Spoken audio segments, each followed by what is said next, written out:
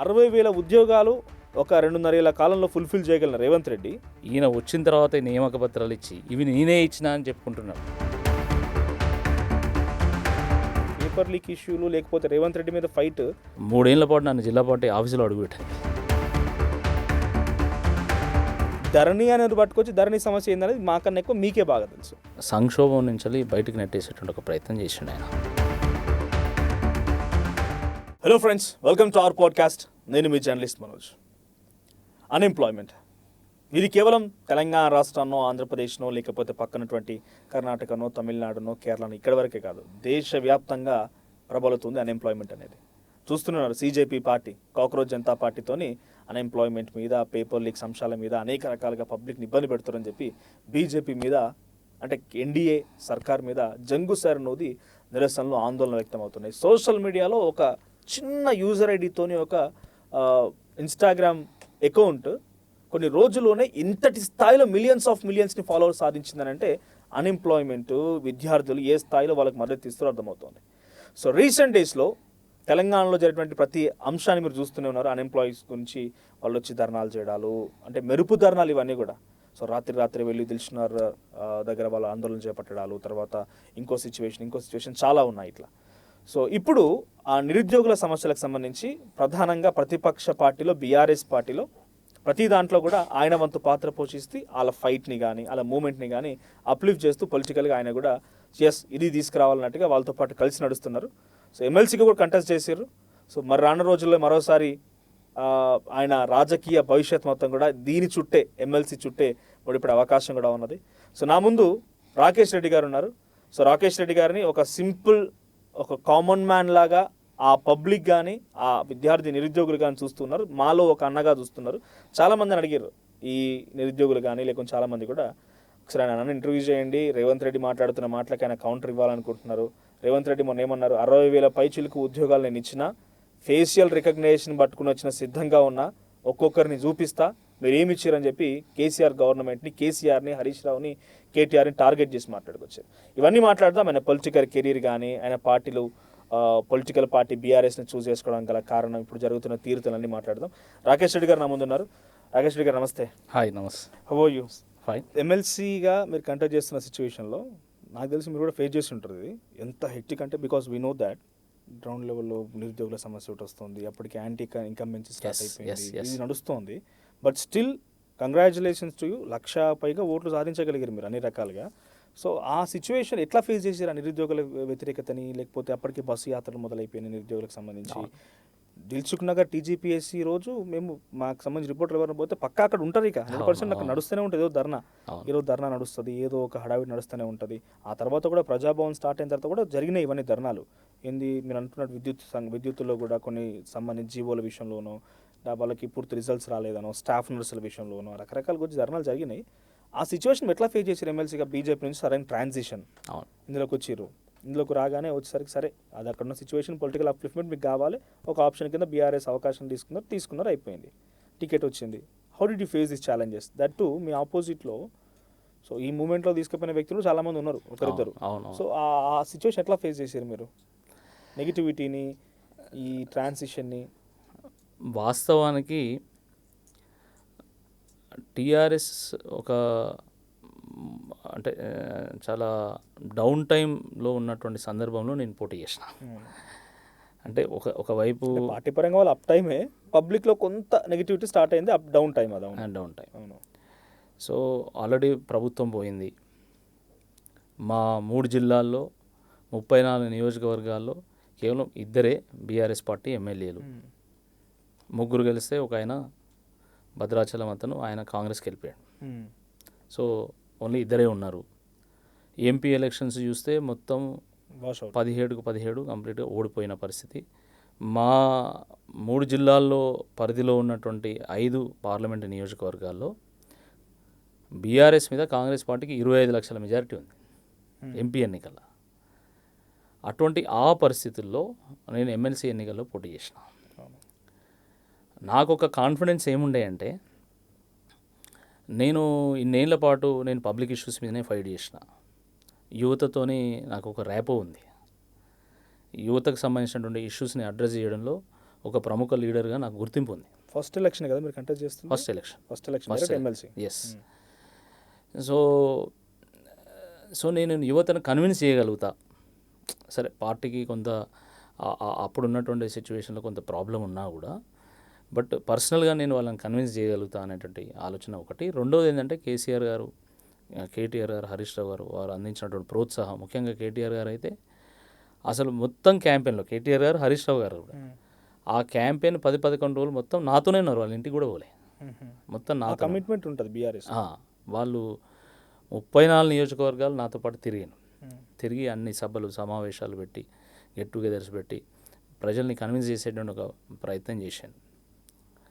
అయినప్పటికీ మా వాళ్ళు కూడా చాలామంది అన్నారు, అన్న నిజంగా గెలుస్తామా ఎన్నిక, ఎట్లా గెలుస్తాం, అసలు బీఆర్ఎస్ ఎమ్మెల్యేలు ఇద్దరే, ఎంపీలు మొత్తం ఓడిపోయినాం, మనం ఎట్లా గెలుస్తాము, ఆలోచిద్దామా అనుకున్నటువంటి సందర్భంలో మరికొంతమంది ఏమన్నారంటే, అన్న మనకు బీజేపీలో అవకాశం రాలే, సరే వీళ్ళకి వస్తే వాళ్ళు అవకాశం ఇచ్చిండ్రు, లెటస్ ఫైట్ ప్రజల్ని కన్విన్స్ చేసే ప్రయత్నం చేయాలి. మనమేం ఇప్పుడు ప్రజలకు ఏదో మోసం చేసింది లేదు, మనకేం నెగిటివ్ రిమార్క్ ఏం లేదు, కాబట్టి లెటస్ ట్రై అన్నప్పుడు మేము మా శక్తి మేరకు మేము ఫైట్ చేసినాం. పాపం ప్రజలకు నాకు ఓటేయాలని బాగుండే నిజంగా, అంటే అక్రాస్ ద పార్టీస్. నేను అది ఎందుకంటే నాకు స్వయంగా చాలామంది చెప్పిండ్రు కూడా, సరే పార్టీ ఏది ఎట్లున్నా కూడా మేము మీకు ఓటేయాలనుకుంటున్నాం, యాజ్ అన్ ఎడ్యుకేటెడ్ ఒక ఫైటర్గా మిమ్మల్ని చూసాము, మేము విలువలు కలిగినట్టు ఒక రాజకీయ నాయకుడు చూసాం, మేము ఓటేయాలని అనుకుంటున్నాం అని కూడా చాలామంది చెప్పాను. కాంగ్రెస్ పార్టీలో ఉన్న వాళ్ళు కూడా చెప్పాను. బీజేపీ మా కార్యకర్తలు అయితే చాలామంది, అంటే మా కార్యకర్త అంటే అప్పుడు నా పార్టీ కాబట్టి వాళ్ళందరూ రైట్ పర్సన్ ఇన్ రాంగ్ పార్టీయా అట్లెందుకు అనుకుంటావు, అంటే ఇన్ని రకాల సపోర్ట్ వచ్చింది కాబట్టి బీఆర్ఎస్ అని వెనకడికి వేసారేమో అంటే అట్లని కాదు. ఇప్పుడు రాజకీయాల్లో సందర్భాలు అట్లా ఏర్పడతాయి. ఇప్పుడు అప్పుడే కాంగ్రెస్ గవర్నమెంట్ వచ్చింది, కాంగ్రెస్ గుడ్ విల్ ఉంది, రైట్. వీళ్ళు 1వ తారీఖు జీతాలు ఇవ్వలేదని చెప్పేసి, దాని తర్వాత 3 డిఏలు పెండింగ్లో ఉన్నాయని చెప్పేసి, ఉద్యోగాలు ఇవ్వలేదని చెప్పేసి ఈ నెరేటివ్ ఉన్నటువంటి సందర్భంలో నేను పోటీ చేసినటువంటి సమయంలో thanks to the people of Khammam, Nalgonda, Warangal నాకు ఫస్ట్ ఓటే 1,05,000 చిల్లరి ఇచ్చాను. దాని తర్వాత సెకండ్ ఓటు, థర్డ్ ఓటు అవన్నీ నాకు 1,34,000 చేంజ్ నాకు వచ్చినాయి. మంచి ఓట్స్ వచ్చినాయి, ఎగ్జాక్ట్ నెంబర్ నాకు గుర్తులేదు కానీ మంచి ఓట్స్ వచ్చినాయి నాకు. అంటే ఆ స్థాయిలో వచ్చిందనంటే బీఆర్ఎస్ తోడ్పాటు అందించింది అనుకుంటున్నారా? డెఫినెట్గా బీఆర్ఎస్ తోడ్పాటుతోనే కొంత ఫెచ్చింగ్ అయింది. అంటే ఒకటి పర్సనల్ నా రిలేషన్స్ కానీ నాకు ఉన్నటువంటి క్రెడిబిలిటీ ఇవన్నీ యూజ్ అయినాయి. రెండోది ఏంటంటే పార్టీ క్యాడర్ చాలా గట్టిగా పనిచేసింది. మొత్తం నాయకత్వం అంతా కూడా ప్రచారంలో దిగి పనిచేసాను. ఇప్పుడు కేటీఆర్ గారు, హరీష్ రావు గారు అంత ఓడిపోయినటువంటి టైంలో కూడా 10-11 రోజుల పాటు కంప్లీట్ నాతోనే ఉండి ఇటు అన్ఎంప్లాయిడ్ యూత్ని, ఎంప్లాయీస్ని, జనరల్ గ్రాడ్యుయేట్స్ అందరినీ కూడా అపీల్ చేసేటువంటి ఒక ప్రయత్నం చేశారు కదా. వాళ్ళ మాట వినకపోతే నాకు గన్ను ఓట్లేదు, నాకెట్లా వస్తాయి? నాది కొంత యాడ్ అయింది, ఎక్కువ శాతం పార్టీ క్యాడరు, పార్టీ నాయకత్వం వాళ్ళంతా కృషితోనే అంత దూరం వచ్చాం. డబ్బుల ప్రభావం కనిపించిందా గ్రాడ్యుయేట్? ఇక ఇప్పుడు నేను ఒక గ్రాడ్యుయేట్ ఎన్నిక పోటీ చేసినటువంటి వ్యక్తిని మళ్ళీ గ్రాడ్యుయేట్ ఎన్నిక పోటీ చేయాలని అనుకుంటున్నా. పార్టీ అవకాశం ఇస్తే చేస్తా కాబట్టి ఇప్పుడు నేను ఇంకా ఆ జోలికి పోను. కానీ బట్ నేను అంటే గ్రాడ్యుయేట్స్ కూడా డబ్బులు తీసుకుని ఓట్లు వేస్తున్నారా? అది ఒక్కటే చాలా బాధాకరమైనటువంటి ఒక ఫినామినా. అంటే నేను రాజకీయాల్లోకి వచ్చింది ఈ డబ్బు ప్రభావాన్ని, మందు ప్రభావాన్ని తగ్గించాలి, ఒక విలువలతో కూడుకున్నటువంటి రాజకీయాలు చేయాలని నేను వచ్చినటువంటి వాడిని. నేను ఉన్నది చెప్తున్నాను. నేను బీజేపీలో ఉన్నప్పుడు కూడా సిటిజన్స్ అగెన్స్ట్ కరప్షన్ అనే ఒక మూమెంట్ నేను లీడ్ చేసిన. నేను చాలామందికి తెలుసు అది. కానీ తీరా మనం ఎన్నికల రాజకీయాలకు వచ్చేసరికి ఈరోజు ఈ పార్టీ ఆ పార్టీ అని ఏం లేదండి. ఏ పార్టీ నుంచి నిలబడ్డా కూడా ఈరోజు డబ్బులు పంచాల్సిన ఒక పరిస్థితి ఏర్పడ్డది. ప్రజలు కూడా ఎక్స్పెక్ట్ చేస్తాను, నేను చెప్తా, ప్రజలు కూడా ఎక్స్పెక్ట్ చేస్తున్నారు. దురదృష్టకరమైనటువంటి విషయం ఏంటంటే చదువుకున్నటువంటి వాళ్ళు కూడా, ఇప్పుడు నేను ఇక పేరు చెప్పాను, నేను అవసరం లేదు, కానీ నేను ఒక టీచరు నాతో మాట్లాడాను. ఆయన ఏమన్నాడంటే, మేము టీచర్లమే కానీ మా దాంట్లో కూడా కొంతమంది ఎక్స్పెక్ట్ చేశారు అని ఆయన వాస్తవం చెప్పాడు. అంటే టీచర్లు అంటే నాకు గౌరవం ఉంది, అలానే అందరిది ఎక్స్పెక్ట్ చేస్తారని కూడా నేను అన్నాను. కొంతమంది స్వచ్ఛందంగా వాళ్ళ ఒపీనియన్ మేరకు ఓటు వేసేటువంటి వాళ్ళు ఇప్పటికీ చాలామంది ఉన్నారు. Definitely there are. కొంతమంది ఇట్లా కూడా ఉన్నారు. నేను కోరుకునేది ఏంటంటే ఈ డబ్బు రాజకీయాలు పోవాలి. అంటే నా ప్రభావం పనిచేసిందా, మీరేమైనా పంచిరా అడుగుతున్నాను నేను. నేనేమంటున్నా, నేను పంచినా లేదా ఎవరు పంచినా లేదా అనేది it is everything is in public domain. ఇప్పుడు దీన్ని ఇప్పుడు మైక్ల ముందు మాట్లాడుకోవాల్సిన అవసరం ఏం లేదు. Open secret.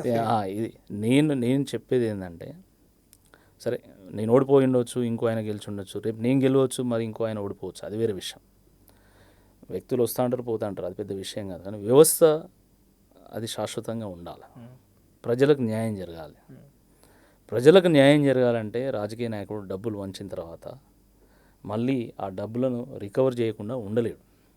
అప్పుడు ప్రజలకు ఎట్లా న్యాయం జరుగుతుంది, వ్యవస్థకి ఎట్లా న్యాయం. కాబట్టి నేను అందరికీ అప్పీల్ చేసేది అంటే be it an MLA election or MLC election or MP election, సాధ్యమైనంత మేరకు ఒక సూటబుల్ క్యాండిడేట్ని ఎన్నుకొని తను ఇచ్చినటువంటి హామీల విషయంలో గల్లబట్టి నిలదీసే విధంగా ఓటర్ ఉన్నప్పుడు మాత్రమే ఈ వ్యవస్థ బాగుపడుతుంది. ఒక్క విషయం చెప్పండి, ఒక మాటలో. ఫస్ట్ ఎలక్షన్ ఏదో హ్యూజ్ ఎక్స్పెక్టేషన్స్ నుంచి అమెరికా నుంచి 2013లో రిజైన్ చేసి నాకు తెలిసి ఇప్పుడు అక్కడ ఉంటే మీరు మంచి వెల్ సెటిల్డ్గా ఇప్పుడు ఏంది రన్నింగ్ కార్, టెస్లా కార్లో డ్రైవర్లెస్ కార్లో తిరుగుతూ ఏదో రకంగా ఉండేది. మేబీ లైఫ్ లగ్జరియస్ లైఫ్ ఉండేది అక్కడ. ఇక్కడికి వచ్చి ఇన్ని స్ట్రగుల్స్ ఫేస్ చేస్తున్నారు. ఫస్ట్ ఎలక్షన్ దిగిర్రు. ఈ 10 days 15 days ఎట్లుండేది మీ ఒకసారి మిమ్మల్ని మీరు అప్పుడు ఉన్నటువంటి సిచ్యువేషన్ ఊహించుకొని ఒక్క మాట చెప్పండి, ఏం చెప్తారు?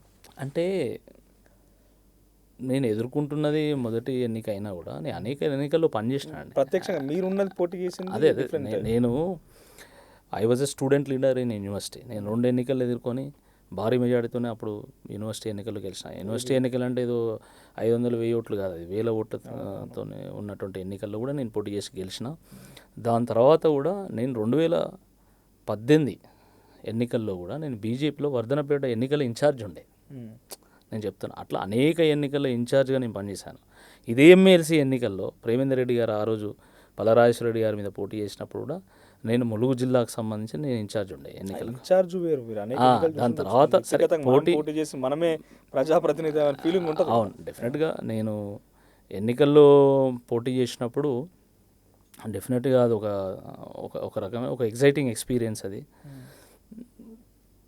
ఎందుకంటే ప్రజలకు నన్ను ఎందుకు ఎన్నుకోవాలి అని చెప్పి ఓట్లు వేయించుకొని మళ్ళీ వాళ్ళ నమ్మకంతో గెలిచి మనం ప్రజలకు సేవ చేయాలనేటువంటి ఒక ఎక్స్పీరియన్స్ కాబట్టి definitely it was a thrilling experience.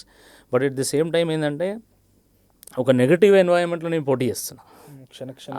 ఆ ఛాలెంజ్ కూడా ఉండే, ఏమవుతుందో అక్కడ పలానా మిస్ అవుతుంది, ఈ బోల్లో ఈ బూత్లో మన వాళ్ళు లేరు, అక్కడ లేరు అని ఈ టెన్షన్ హెక్టిక్ అంతా హడావిడి ఉంటుంది. ఇప్పుడు మీరు ఆలోచించండి, ఇప్పుడు 11 ఏళ్ళు ఒక పార్టీలో పనిచేసి సడన్గా ఈ పార్టీలోకి వచ్చి ఇది 34 నియోజకవర్గాలకు సంబంధించినటువంటి ఎన్నిక. ఈ 34 నియోజకవర్గాల్లో ఉన్నటువంటి లీడర్షిప్ని, క్యాడర్ని మెప్పించి, ప్రజల్ని మెప్పించి ఇది పోటీ చేయడం అనేది నిజంగా ఒక ఛాలెంజింగ్ ఎక్స్పీరియన్స్. అంటే ఎన్నికల్లో పోటీ చేయడం అనేది ఒక ఎక్సైటింగ్ ఎక్స్పీరియన్స్ అయినా కూడా ఈ ఎన్వైరన్మెంట్లో పోటీ చేయడం అనేది మాత్రం challenging experience. But end of the day నేను బాగా హ్యాపీగా ఫీల్ అయింది ఏంటంటే, నేను కౌంటింగ్ లోపలికి ఎంటర్ అయ్యేంత వరకు కూడా నేను గెలుస్తున్నానే అనుకున్నా.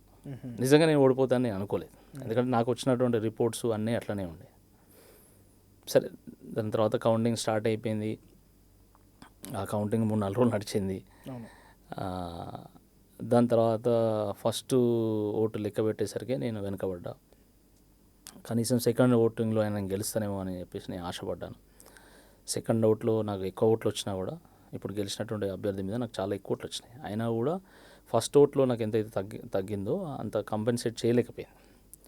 సో అల్టిమేట్గా ఎవరు 50% దాటలే, ఎవరు కూడా 50% దాటలే. నేను దాటలేదు, గెలిచిన అభ్యర్థి కూడా దాటలేదు.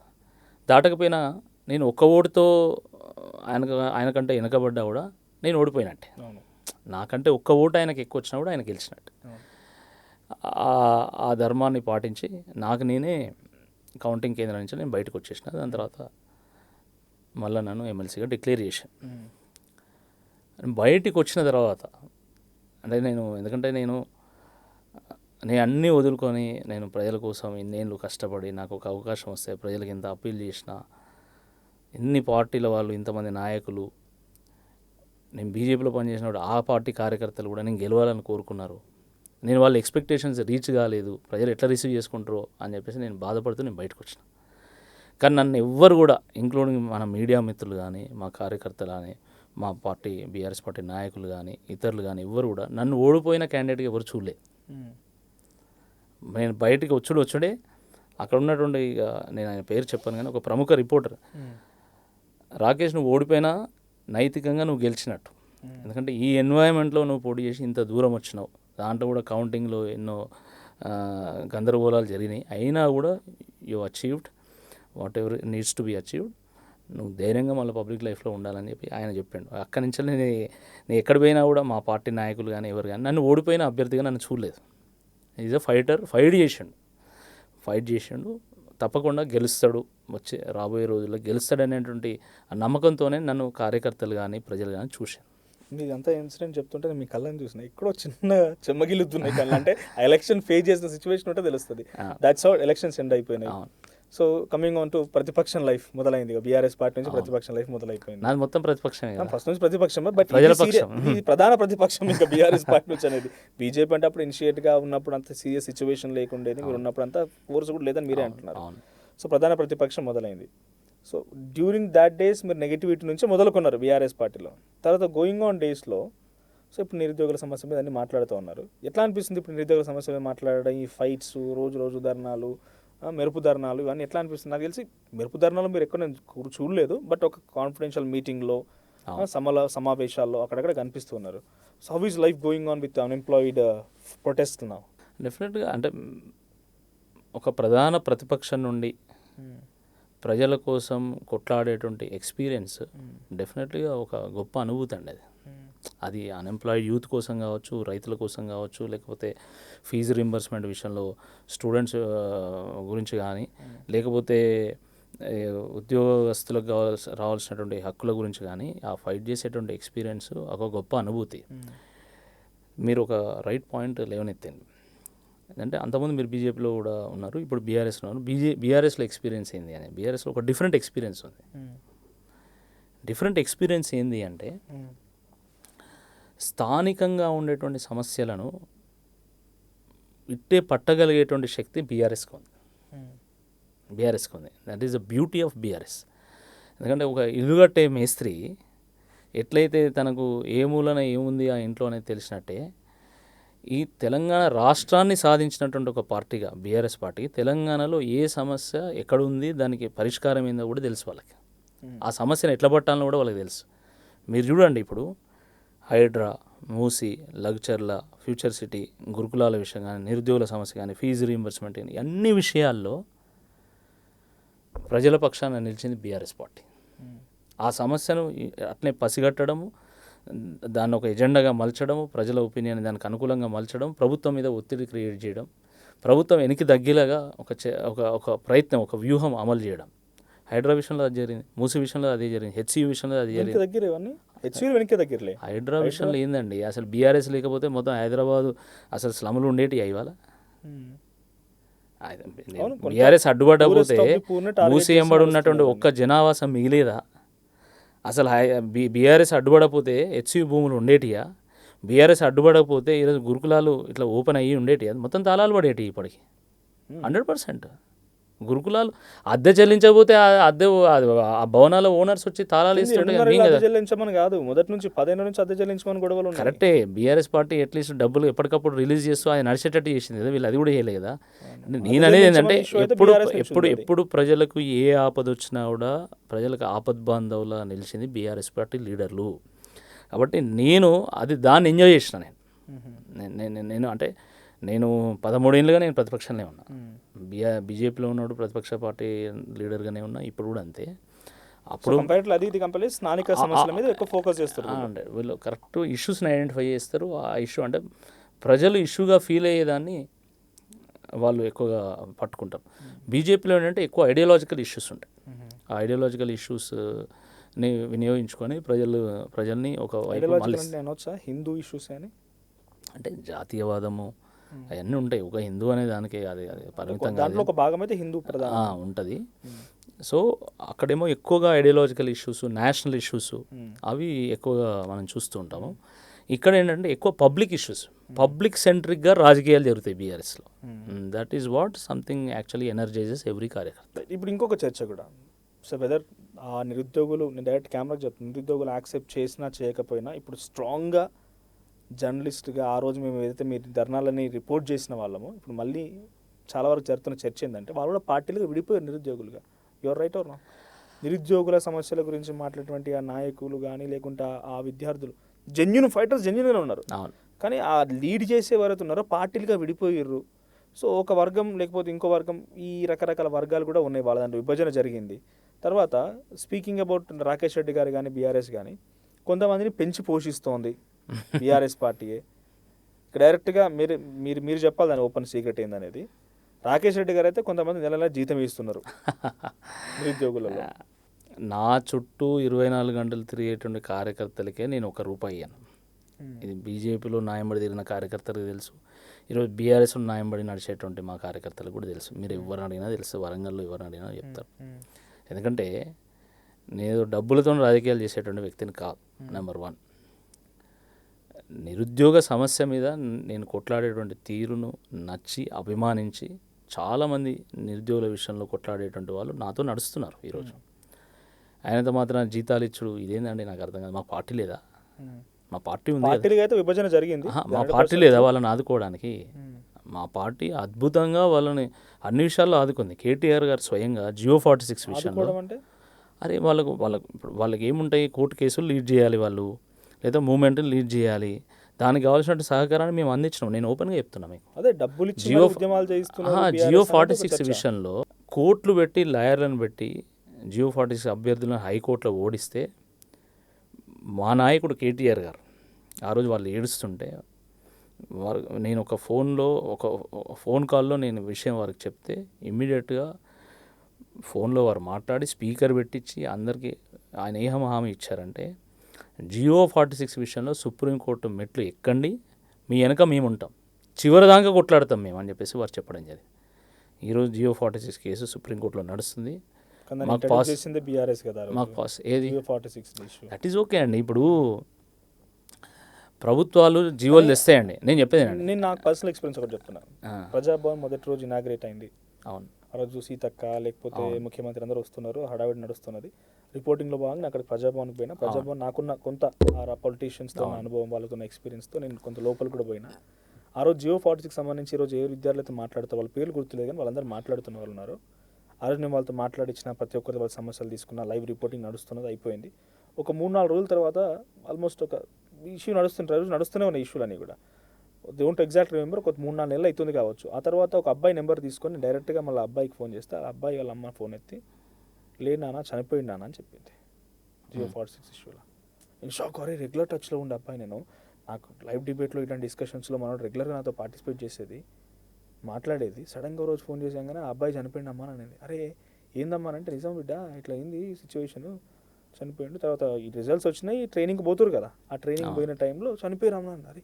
ఏమైంది బిడ్డ అంటే, ఇక తల్లి మాట్లాడుతున్న మాటలు, ఆ ఉసురు, ఆ పదాలు నిజంగా తల్లికి ఆవేదన ఉంటుంది. కానీ నాకు ఆయనతో చాలాసార్లు అబ్బాయితో మాట్లాడినప్పుడు, మా తమ్ముడు వయసు, అరే బాగానే చదువుకున్నాడు, అబ్బాయి మంచి ఎగ్జామ్ రాసిండు, ఈ జియో 46 ఇష్యూ కారణంగా డిస్టర్బెన్స్ అయింది, చనిపోయిండన్న మాట నేను దయచేసి చేసుకోలేకపోయినా సిచ్యువేషన్. ఇట్లాంటి వాటికి కారణమైంది ఎవరు? జియో 46 ఇంట్రడక్షన్లో డెఫినెట్గా వాళ్ళకి డెఫినెట్గా బీఆర్ఎస్ గవర్నమెంటే కదా దానికి ఇంట్రొడక్షన్ తీసుకొచ్చింది. సరే వీళ్ళు దీన్ని రాజకీయంగా వాడుకున్నారు, వీళ్ళు జియో 46 ఆ అబ్బాయి ఎవరైతే చనిపోవడం చాలా విచారకరం. ఎవరికైనా బాధే, గవర్నమెంట్ ఎవరు ఉన్నది, ఏ పార్టీ ఉన్నది, అది మనకు సంబంధం లేనటువంటి విషయం. అంటే ఒక జియో వల్ల ఒకరు చనిపోయిందంటే తప్పకుండా అది బాధాకరం. ఒక జియో పేపర్ లీక్ ఆ రోజున్న పరిస్థితి నేను చెప్తాను మీకు. జియో 46ని ప్రభుత్వం రిలీజ్ చేసింది. దాని తర్వాత అది ఈ నిరుద్యోగుల దృష్టికి వచ్చింది, ముఖ్యంగా పోలీస్ ఆస్పిరెంట్స్ ఎవరైతే ఉన్నారో వాళ్ళ దృష్టికి వచ్చిన తర్వాత దీనివల్ల మాకు నష్టం జరుగుతుంది. ఎందుకంటే సిటీలో ఉన్న వాళ్ళకేమో 80 మార్కులకు ఉద్యోగం వస్తుంది, మాకేమో 120-125 మార్కులు వచ్చినా మాకు ఉద్యోగం వస్తలేదు అని చెప్పేసి వారు ఇమ్మీడియట్గా పల్లారాజేశ్వర రెడ్డి గారి దగ్గరికి వెళ్ళి, దాని తర్వాత కేటీఆర్ గారి దగ్గరికి వెళ్ళి, అన్న మాకు ఇట్లా నష్టం జరుగుతుంది దీనివల్ల, కాబట్టి ఈ జీవోని మీరు ఇమ్మీడియట్గా విత్డ్రా చేయాలని చెప్పేసి వారు చెప్పిన తర్వాత ఇమ్మీడియట్గా కేటీఆర్ గారు చీఫ్ సెక్రటరీకి ఫోన్ చేశారు. చీఫ్ సెక్రటరీకి ఫోన్ చేసి, ఈ జీవో వల్ల మన వాళ్ళకు నష్టం జరుగుతుంది కాబట్టి దీన్ని ఇమీడియట్గా దీని మీద రివ్యూ పెట్టాలి. మీరు రివ్యూ పెట్టి ఆ వివి శ్రీనివాస్ అని ఉంటాడు ఒక ఆయన పోలీస్ అధికారి, అప్పుడు టీఎస్ఎల్ఆర్ చైర్మన్ అయినా కదా. సో వారికి చెప్పండి, దీన్ని హోల్డ్ చేయమని చెప్పండి అని చెప్పేసి వారు చెప్పారు. అయినా కూడా అధికారి, ఎందుకంటే ఇప్పుడు వాళ్ళ ఆల్రెడీ ఎలక్షన్ ఫేజ్లో ఉన్నారు, ఎలక్షన్ ఫేజ్లో ఉన్నప్పుడు ఇక హోల్డ్లో ఉండరు అధికారులు కూడా. అయినా కూడా కేటీఆర్ గారి ఇన్స్ట్రక్షన్ని పక్కన పెట్టి ఆయన GO46 రిలీజ్ చేసి పారేషన్ చేయడం వల్ల మినిస్టర్ చెప్తే విండేది ఒక అధికారి వినలేదు. It is a fact. ఇది ఎవరో నాకు చెప్పలే, నాకెవరో చెప్పలే. ఈ GO46 బాధితులు నా దగ్గరికి, కేటీఆర్ గారి దగ్గరికి వచ్చి చెప్పినటువంటి విషయాన్ని నేను మళ్ళీ మీకు చెప్తున్నా, you can verify it. So దాని తర్వాత ఇది పెద్ద ఎన్నికల ఇష్యూ అయింది. ఎన్నికల్లో బీఆర్ఎస్ పార్టీకి చాలా నష్టం జరిగింది. కాంగ్రెస్ పార్టీ ఆ రోజు GO46 రద్దు చేస్తామని చెప్పేసి మేనిఫెస్టోలో ప్రకటించింది. సరే, అదంతా జరిగింది. దాని తర్వాత నా ఎమ్మెల్సీ ఎన్నికల్లో కూడా GO46 ఇష్యూ క్రాపప్ అయింది. ఆ GO46 ఇష్యూ అనేది నా ఎలక్షన్లో కూడా ఒక పెద్ద రోల్ ప్లే చేసి నేను ఓడిపోవడానికి కారణమైంది. అయితే ఎన్నికల సందర్భంగా నేను ఒక మాట ఇచ్చిన కేటీఆర్ గారితో మాట్లాడిన తర్వాత, గెలిచినా ఓడినా ఈ GO46 రద్దు అయ్యేంత వరకు నేను మీకోసం కొట్లాడతా. గెలిస్తే చట్టసభల్లో, ఓడిపోతే జనసభలో. నేను ఓడిపోయినా జనసభలో కొట్లాడినా నేను. అయితే ఆ రోజు కేటీఆర్ గారితో నేను మాట్లాడితే ఏమన్నాడంటే, రాకేష్ అది మనం దాన్ని హోల్డ్ చేసినా కూడా అప్పుడు ఉన్నటువంటి అధికారి వినకుండా రిలీజ్ చేసింది, దానివల్ల నష్టం జరిగింది. You go and talk to them, you go and appeal. నేను మీకోసం కొట్లాడతాను, నువ్వు మాట మిగతాది నేను చూసుకుంటా అని చెప్పేసి వారు చెప్పడం జరిగింది. ఆ మేరకు నేను హామీ ఇచ్చిన. దాని తర్వాత GO46 విషయంలో సుప్రీంకోర్టు విషయంలో జరుగుతుంది. ఈ 21st మళ్ళీ హియరింగ్ ఉంది.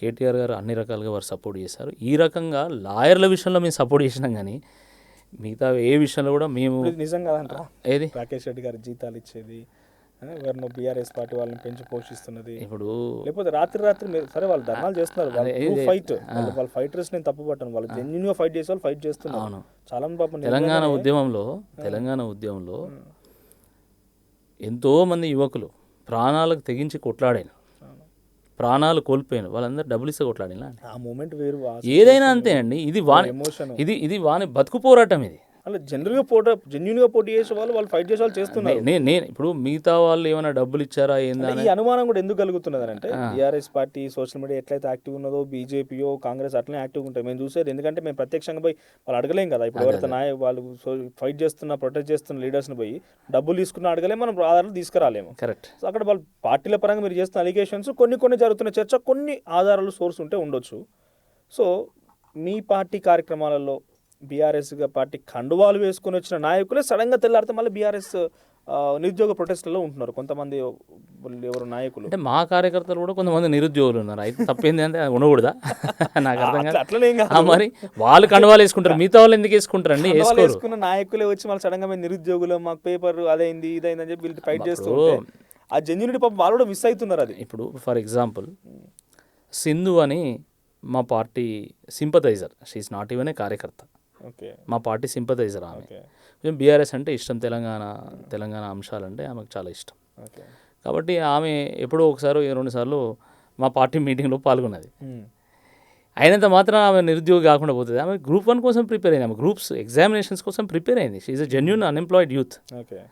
సో ఆమె ఇక కాబట్టి ఈ అన్ఎంప్లాయిడ్ యూత్ అంతా బీఆర్ఎస్, లేకపోతే బీఆర్ఎస్ వీళ్ళందరినీ పట్టుకున్నది, లేకపోతే వీళ్ళకి డబ్బులు సప్లై చేసింది, ఇదంతా ఇది తప్పుడు వాదన. మా కార్యకర్తలు కూడా కొంతమంది నిరుద్యోగులు ఉన్నారు. వాళ్ళు కండవాళ్ళు కప్పుకొని ఉన్నంత మాత్రాన ఇక వాళ్ళు నిరుద్యోగులు కాకుండా పోరు. నేను ఒక్క విషయం మీకు స్పష్టం చేయాల్సింది ఏంటంటే, BRS today is a principal opposition party in Telangana. ప్రభుత్వము వాళ్ళకు అన్యాయం చేసినప్పుడు వాళ్ళ పక్షాన పోరాటం చేసేటువంటి బాధ్యత మాకుంటుంది, ఆ హక్కు కూడా మాకుంటుంది. Because we are the principal opposition. మేము గలమెత్తకపోతే ఎవడెత్తుతాడండి? నాకు అర్థం కాదు. తెలంగాణలో తెలంగాణ బిడ్డలకు అన్యాయం జరుగుతుంటే తెలంగాణ పార్టీగా మేము మాట్లాడకపోతే ఇంకెవడు మాట్లాడతాడు, ఎవడు ఫైట్ చేస్తాడు? కాబట్టి మేము ఫైట్ చేసినంత మాత్రాన వాళ్ళకి డబ్బులు ఇచ్చినాం, వాళ్ళకి ఏదో అది చేసినాం, చాలా తప్పిది. ఇది అసలు కరెక్ట్ కాదు. ఇది మేము జెన్యూన్గా మేము ఫైట్ చేస్తాం. ఇప్పుడు మీరు చూడండి, GO46 విషయంలో, సుప్రీంకోర్టు విషయంలో మేమే హెల్ప్ చేసినాం. GO 29 విషయంలో సుప్రీంకోర్టు, హైకోర్టు అంత విషయాల్లో మేమే హెల్ప్ చేసినాం. అనేక కేసుల విషయంలో మేము హెల్ప్ చేసినాం. ఈ జీవోలు గీవోలు కూడా మాకే అర్థమవుతాయి. ఇంకోటి మీకు కూడా చెప్తున్నా, ఎందుకంటే 10 ఏళ్ళు గవర్నమెంట్లో ఉన్నటువంటి పార్టీ ఇది, ఏదో ఆషామాషి కాదు ఇది. థీరీ చెప్తాను, వీఆర్ ప్రాక్టికల్ ఇన్ నేచర్. 10 ఏళ్ళు గవర్నమెంట్లో అదే కావచ్చు. ఇప్పుడు నేను మీకు ఈ విషయం చెప్తున్నాను, ఎందుకంటే మీరు పదే మీరు జీవో సృష్టించిన. No, I want to explain that. ఈ దేశంలో చట్టాలనే మారుస్తున్నామండి. ఒక జీవో ఏంది నాకు అర్థం కాదు. జీవో అనేది ఒక government order, it can be change at any point of time. కాబట్టి అనేక జీవోలు మనం మార్చినాం.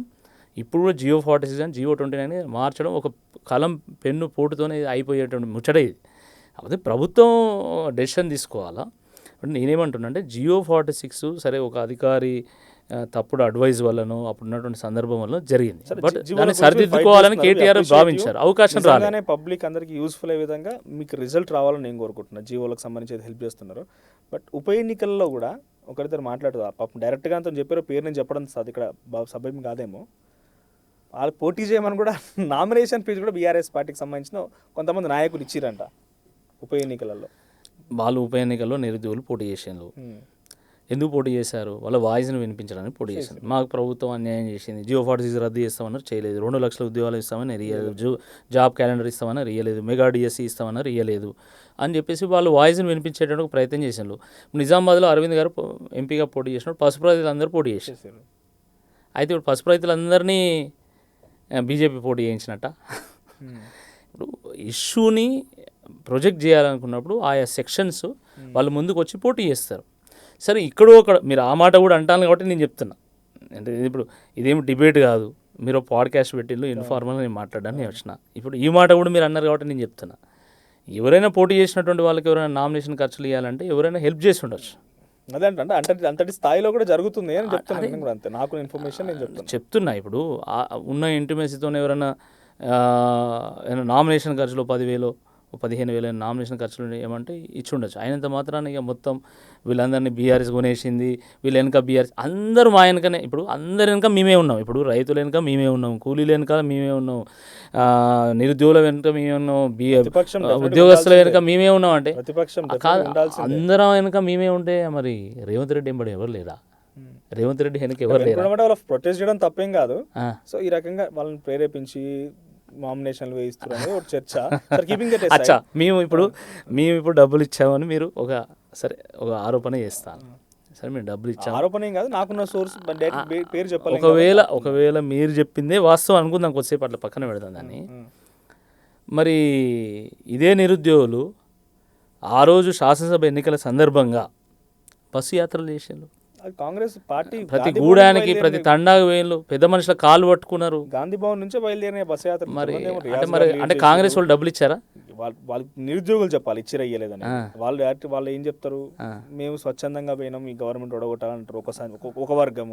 ఇంకో వర్గం మాకు ఎట్లా సపోర్ట్ చేసారు, మేము మీకోసం ఫైట్ చేసినాం ఇంకో వర్గం అంటారు. అదే అంటున్నా, వాళ్ళు డిఫరెన్షియేట్ అయ్యారు కాబట్టి ఏది ఒరిజినాలిటీ అనేది బయటకు వస్తలేదు. మేమైతే జెన్యూన్గా వాళ్ళకి ఇచ్చినటువంటి హామీని నెరవేర్చాల్సినటువంటి బాధ్యత ప్రభుత్వం మీద ఉంది.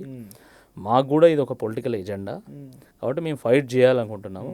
ఆ మేరకు నిరుద్యోగులు వాళ్ళు పోరాటం చేసినప్పుడు, ఫర్ ఎగ్జాంపుల్ వాళ్ళు జైలు పోతాం అంటే కేసు అవుతుంది ఉదాహరణ, ఆ కేసు అయినప్పుడు దాన్ని నేను ఖండిస్తాను.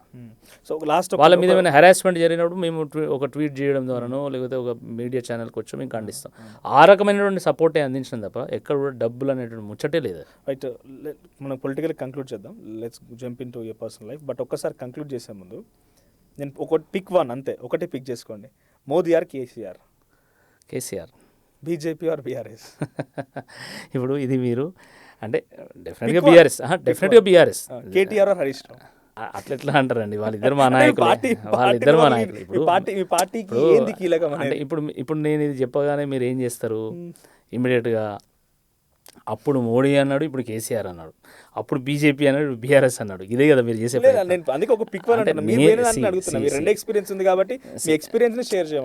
ఇప్పుడు ఇలా కొత్తదనం ఏం లేదు, ఇది అందరు తెలిసిన విషయం. నేను బీజేపీలో పనిచేసిన గతంలో, ఇప్పుడు బీఆర్ఎస్లో పనిచేస్తాను. అప్పుడున్న పరిస్థితులు అట్లుండే. దాని తర్వాత నేను ఇలా చేరిన. మోడీ డెఫినెట్గా ఒక tall leader, there is no doubt about it. దాన్ని డిస్ప్యూట్ చేయాల్సినటువంటి అవసరం లేదు. నేను చెప్పేది ఏంటంటే ఆయన దేశానికే ఇన్నేళ్ళుగా ఒక ప్రధానమంత్రిగా పనిచేస్తా ఉన్నారు. కేసీఆర్ గారు ఒక తెలంగాణను సాధించినటువంటి ఒక వ్యక్తి. కారు చీకట్లు కమ్ముకున్నటువంటి వేళ వెలుగు రేఖను చూపెట్టినటువంటి నాయకుడు కేసీఆర్ గారు.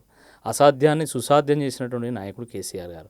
కేసీఆర్ గారు అంటే ఎవరికి ప్రేమ ఉండదండి? తెలంగాణలో అందరికీ ప్రేమ ఉంటుంది. One word one pick up one అని ఎట్లా మాట్లాడగలుగుతారు? సో నేనేమంటే కేటీఆర్ గారు, హరీష్ రావు అంటే ఇద్దరు మా నాయకులే అండి. పార్టీని ఒక కాంగ్రెస్ అనగా రేవంత్ రెడ్డి ఎట్లా చెప్పుకుంటారు? National party Revanth Reddy. యాక్చువల్గా బీఆర్ఎస్ అంటే కేసీఆరే.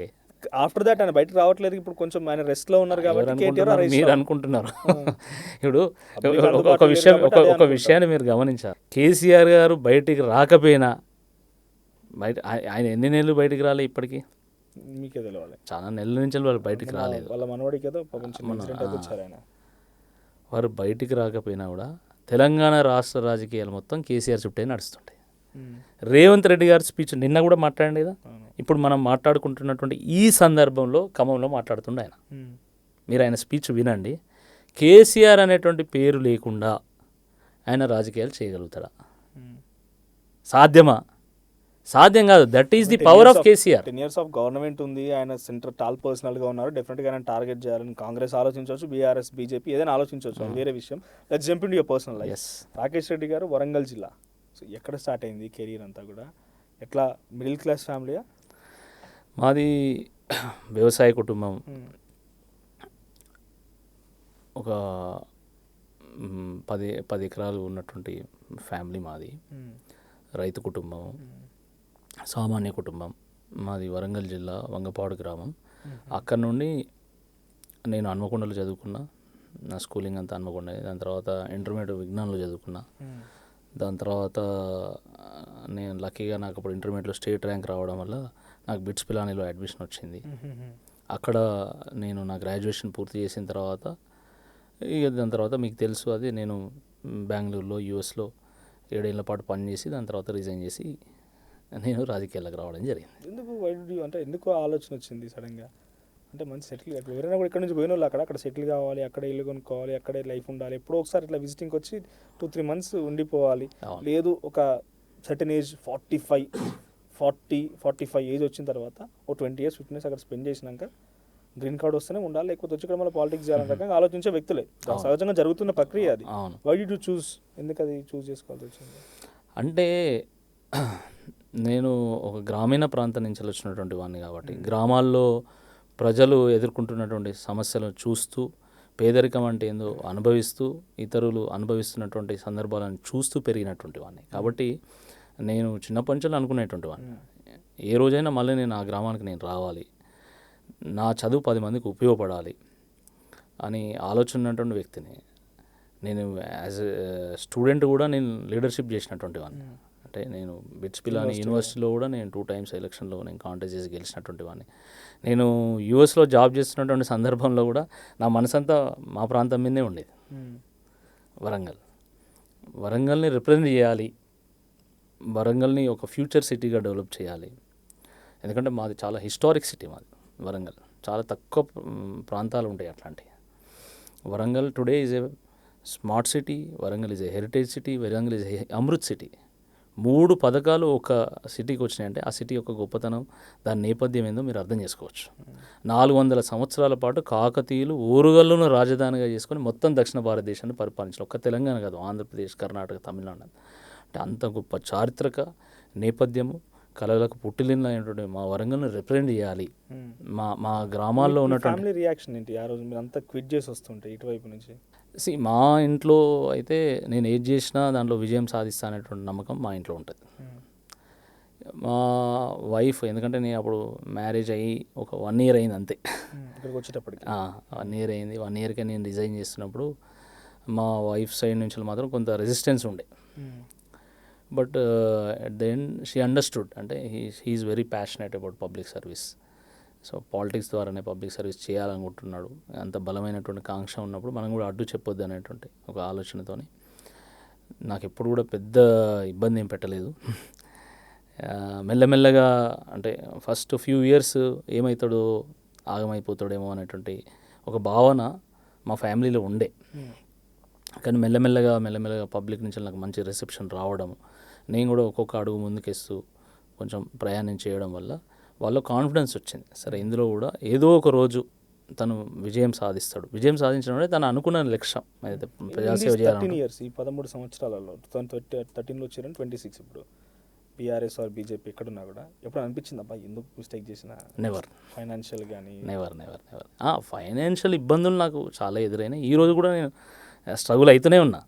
రాకేష్ రెడ్డి గారి ఫైనాన్షియల్ ఇష్యూస్ ఉన్నాయి. డెఫినెట్లీ ఫైనాన్షియల్ స్ట్రగుల్సే ఉన్నాయి నాకు. నా బహుశా నేను ఇప్పుడు కాదు ఇంకెప్పుడు స్ట్రగుల్ అయితేనే ఉంటా కావచ్చు. ఎందుకంటే నేను ఎక్కడ నేను రూపాయి తీసుకునేటువంటి వ్యక్తిని కాదు. నేను ఈరోజు మీ స్టూడియోలో బిజినెస్ ఏం స్టార్ట్ చేయనట్టు నా బిజినెస్ అంటే నాకు అనలిటిక్స్ ఫర్మ్ ఉండే. సరే ఫస్ట్ నేను రిజైన్ చేసిన తర్వాత 3-4 ఏళ్ళ పాటు నాకు ప్రాజెక్ట్స్ బాగానే ఉండే. వాస్తవానికి నాకు మంచిగానే డబ్బులు వచ్చేటి.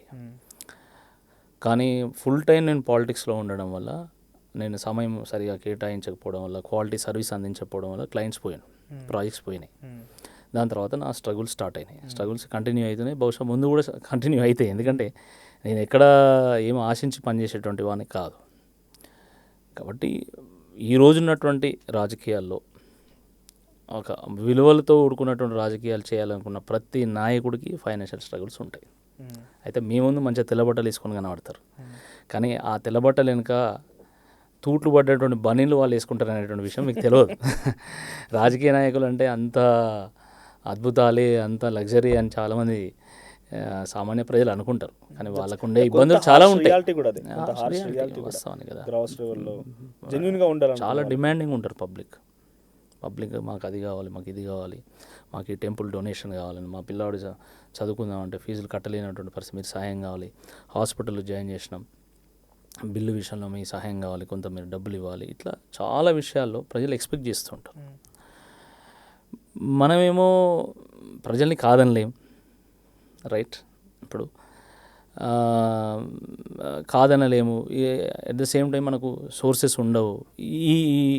ఈ ఒత్తిడిలో నలిగిపోతుంటాం. నిజంగా చెప్పాలంటే రాజకీయ నాయకులు నలిగిపోతుంటారు. అంటే ఈవెన్ పర్సనల్ ఖర్చులకు కూడా మనం వెనుకాడుతున్నటువంటి సందర్భంలో కూడా మనం పబ్లిక్ని సాటిస్ఫై చేయాల్సి వస్తుంది. 10-11 ఏళ్ల పాటు బీజేపీ మీరు కొనసాగినప్పుడు, అవును, the good best thing BJP నుంచి ఒక నాయకుడి నుంచో, బండి సంజయ్ గారు ప్రెసిడెంట్గా ఉండే, కిషన్ రెడ్డి గారు ప్రెసిడెంట్గా ఉండే, లక్ష్మణ్ గారు ప్రెసిడెంట్గా ఉండే. సో హూమ్ యూ థింక్, అంటే నెక్స్ట్ మీకు పోటీ డెఫినెట్గా బీజేపీతో ఉంది. కాంగ్రెస్, బీజేపీ, టీఆర్ఎస్ 3 త్రిముఖంగా ఉండే అవకాశం చాలా ఎక్కువగా ఉన్నాయి. టీఆర్ఎస్ కూడా వచ్చింది కవిత పేరుతోని. సో చూద్దాం అవి ఏం జరుగుతాయి అనేది. Whom you think BJP is in good hands? అంటే కిషన్ రెడ్డి గారా, లక్ష్మణ్ గారా, బండి సంజయ్ ఎవరి చేతిలో గుడ్ హ్యాండ్స్లో ఉంది మీకున్న ఎక్స్పీరియన్స్తో? అట్లా అంటే ఇప్పుడు అట్లా ఎట్లా చెప్తాం? ఇప్పుడు ప్రతి ఒక్కరి దాంట్లో పాజిటివ్స్ ఉన్నాయి, ప్రతి ఒక్కరి దాంట్లో కొన్ని నెగిటివ్స్ ఉన్నాయి.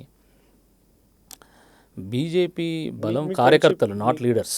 నేను చెప్తున్నా, బీజేపీ బలం వాళ్ళ కార్యకర్తలు, నాయకులు కాదు. బీజేపీ బలం వాళ్ళ ఐడియాలజీ, వాళ్ళ లీడర్లు కాదు.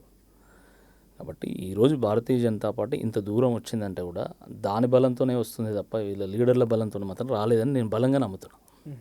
So the best thing political life start అయిన తర్వాత మంచి appreciation, the best thing, yes నేను ప్రజాప్రతినిధి కాకపోయినా ఇది సాధించగలను అనే ఒక మంచి మూమెంట్ ఏదైనా ఉందా? At the same time worst thing, ప్రతి ఒక్కరి లైఫ్లో ఒకటి ఉంటుంది పొలిటికల్ లైఫ్లో, కెరీర్లోకి వచ్చిన తర్వాత. అంటే మీరు అరే చాలా ఎక్స్పెక్టేషన్ చేస్తాం, వర్స్ట్ థింగ్ అని అంటే ఏదో బ్యాడ్ ఎక్స్పీరియన్స్ ఆర్ లైక్ అట్లా. నేను ప్రతి మూమెంట్ ఎంజాయ్ చేసిన అండి. నేను ప్రతి మూమెంట్ అంటే నేను ఒక ప్రజాప్రతినిధి కాలే అంతే తప్ప, నేను ప్రజల సమస్యల మీద ఫైట్ చేయడంలో నా వాణిని వినిపించినప్పుడు, మీ డిబేట్లకు వచ్చినప్పుడు, నా కళానికి పని చెప్పి ఈనాడు లాంటి పేపర్లకు నేను ఆర్టికల్స్ రాసినప్పుడు, పబ్లిక్ నన్ను ఫైటర్గా గుర్తించినప్పుడు, ప్రతి అడుగులో నేను ఎంజాయ్ చేసినాను. నేను యాక్చువల్ ప్రతి మూమెంట్ని ఎంజాయ్ చేసిన. ఎస్పెషల్లీ నేను బాగా హ్యాపీగా ఫీల్ అయినటువంటి సందర్భం ఏంటంటే, ఒకటి కాళేశ్వరం విషయంలో చాలా విమర్శలు వస్తున్నాయి. ఒక 1 year బ్యాక్, ఎగ్జాక్ట్లీ ఒక 1 year back, I think it is in somewhere in July or so, August 2025. అప్పుడు కమిషన్ స్టార్ట్ అయ్యి విచారణ జరుగుతుంది. దీన్ని సిబిఐకి అప్పచెప్తామని చెప్పేసి ముఖ్యమంత్రి గారు లెటర్ రాశారు. ప్రజల మెదళ్లలో అనేక అనుమానాలు గూడుగట్టుకున్నాయి. అటువంటి సందర్భంలో అసలు కాళేశ్వరం ఏంది అనేది మనం చూడాలి ఫస్ట్. ఎందుకంటే మనం ఇక్కడ ఉండి మనం బుక్కులు చదువుకుంటూ, పేపర్లు చదువుకుంటూ, ఈ వీడియోలు చూసుడు తప్ప మనం అక్కడికి పోయి చూడలే కదా అని చెప్పేసి, నేను నాతో పాటు ఒక 4 మిత్రులు, అంటే రోజు మేము కలిసి ప్రయాణం చేస్తుంటాం, మా పురుషోత్తం అని, అఖిల్ అని, పవన్ ఇట్లా విశ్వ ఇట్లా నలుగురు ఐదుగురు రామ్ అని మేము ఒక టీమ్గా ఏర్పడి ఒకటే కారు. ఇక మళ్ళీ ఎక్కువ మంది పోతే మళ్ళీ షాల్వలు రిసీవింగ్ ఇదంతా ఆడ పొలిటికల్ అంగం అట్లొద్దు. మేము అసలు మనం నేర్చుకోవడానికి పోదాం అని చెప్పేసి మేము ఒక టీమ్గా బయలుదేరి 3 రోజుల పాటు కాళేశ్వరం అసలు పునాది ఎక్కడ పడ్డది అక్కడి నుండి మొదలు పెడితే చివరి కాలువ వరకు మేము మొత్తం చుట్టొచ్చినాం. మేము చూసింది మొత్తం కూడా మా కెమెరామెన్ దాన్ని మొత్తం షూట్ చేశాడు. మేము ప్రతి దగ్గర ఒక రిజర్వాయర్ దగ్గర కావచ్చు, ఒక పంప్ హౌస్ దగ్గర కావచ్చు, ఒక కాలువ దగ్గర కావచ్చు, మాకు అనిపించింది, మా అనుభూతి ఏందో మేము చెప్పినాం.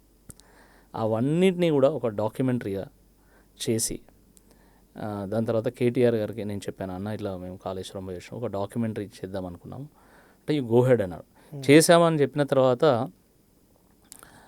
కేటీఆర్ గారు అన్నారు, డాక్యుమెంటరీ పూర్తయితే తప్పకుండా దాన్ని ప్రదర్శన చేద్దాం అని చెప్పి వారే డేట్ ఫిక్స్ చేసి వారే మా పార్టీ ప్రధాన కార్యదర్శి అయినటువంటి రావుల చంద్రశేఖర్ రెడ్డి గారికి వారు చెప్పారు ఏంటంటే ఈ రాకేష్ డాక్యుమెంటరీని ప్రజెంట్ చేస్తాడు, దానికి కావాల్సిన అన్ని ఏర్పాట్లు మీరు చేయించండి అని చెప్పేసి వారికి రిక్వెస్ట్ చేస్తే వారు మొత్తం అన్ని ఏర్పాట్లు వారే చేశారు.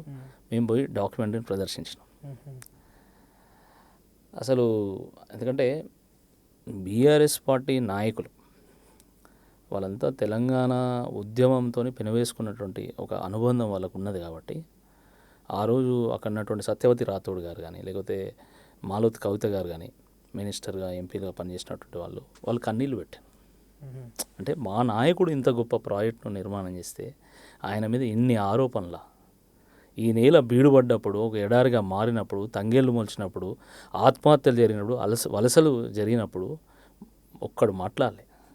కానీ పాపం ఆయన ఒక గొప్ప ఆలోచనతో ఒక ప్రాజెక్టు నిర్మాణం చేసి ఈ నేలను పచ్చబడేస్తే, ఇంత బాగుపడేస్తే వీళ్ళు ఇంత ఘోరం చేస్తారా అని చెప్పేసి ఆ డాక్యుమెంటరీ చూసి వాళ్ళు కన్నీళ్ళు పెట్టి అదే మీటింగ్లో కేటీఆర్ గారు, అరే మీరేంద్ర బాబు అసలు మీరు రూపాయి లేకుండా కూడా సినిమా తీయగలుగుతారు అని చెప్పేసి మమ్మల్ని అప్రిషియేట్ చేయడం జరిగింది.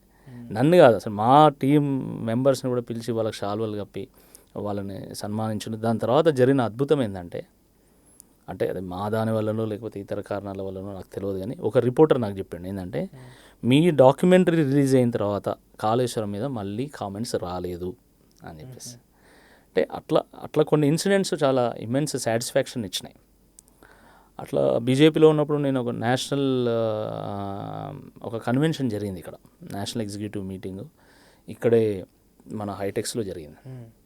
అప్పుడు కూడా మేము తెలంగాణకు సంబంధించి ఒక ఎగ్జిబిషన్ మేము ఏర్పాటు చేసాం. ఆ ఎగ్జిబిషన్ ఏర్పాటు చేసినప్పుడు కూడా అప్పుడు ఉన్నటువంటి సంతోష్ జీ నుంచి మొదలు పెడితే నేషనల్ ప్రెసిడెంట్ అందరూ కూడా చాలా అప్రిషియేట్ చేసాం. అట్లా కొన్ని మంచి అనుభవాలు ఉన్నాయి. ముఖ్యంగా ప్రజలకు సర్వీస్ చేసినప్పుడు వచ్చినటువంటి అప్రిషియేషన్ అవన్నీ కూడా నేను బాగా ఎంజాయ్ చేసాను. సో ప్రతిపక్షంలో ఉన్నా కూడా ప్రతి మూమెంట్ని మేము ఆస్వాదించినాము. మా టీం అంతా కూడా మేము నేను కానీ మా టీంలో ఉన్నటువంటి వాళ్ళు ఎవరు కూడా ఒక పొజిషన్కి రాలే, but we always enjoyed our moments with public. Thank you, wish you more good luck. So మీ స్ట్రగుల్స్ అన్ని కూడా డెఫినెట్గా ఒక పుట్ ఫార్వర్డ్ మంచి స్థాయిలో ఉండాలి అని చెప్పి కోరుకుంటున్నాం. థ్యాంక్ యూ రాకేష్ రెడ్డి గారు. Thank you. సో ఇది రాకేష్ రెడ్డి గారితో స్పెషల్ పాడ్కాస్ట్. సో మీకేమనిపించింది, బీఆర్ఎస్ ఆర్ కాంగ్రెస్, నిరుద్యోగులకి న్యాయం చేసే పార్టీ ఏదని మీరు అనుకుంటున్నారు? కామెంట్ చేయండి.